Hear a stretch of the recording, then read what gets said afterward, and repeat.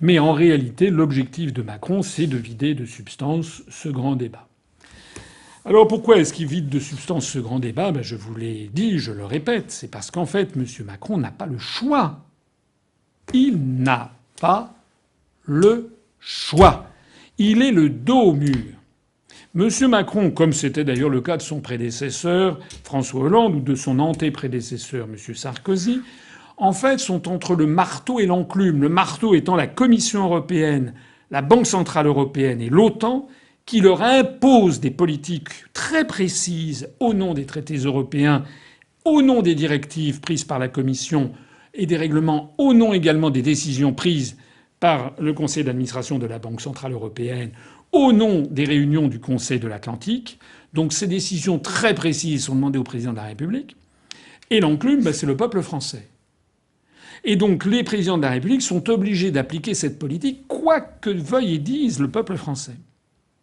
Donc depuis maintenant 3 quinquennats, nous avons des présidents de la République qui s'ingénient de façon absolument permanente à appliquer au peuple français, contre vents et marées, une politique qu'une majorité du peuple français ne veut pas. Tout le problème, il est là. C'est fondamentalement un problème de démocratie.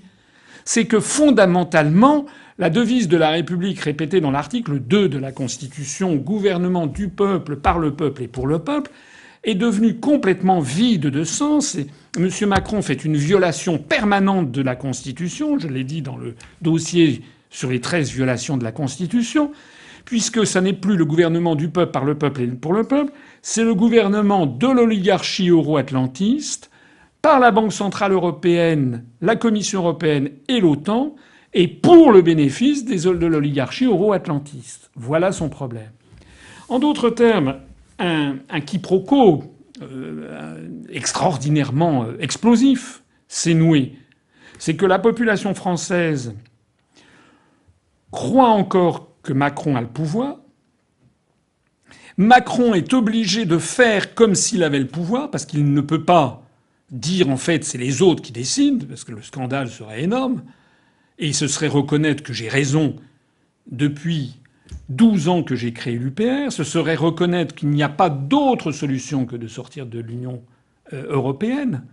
Et donc, M. Macron ne peut pas le dire, mais il est quand même contraint par ces événements. Donc, il est en train de biaiser, et toute l'intelligence, si tant est qu'il y en ait à l'Élysée encore, toute l'intelligence des gens qui sont à l'Élysée, à Matignon, c'est de se dire par quels moyens je vais pouvoir casser le mouvement des Gilets jaunes, je vais pouvoir faire semblant de leur demander leur avis pour de toute façon appliquer une politique qui n'est pas celle qu'ils veulent.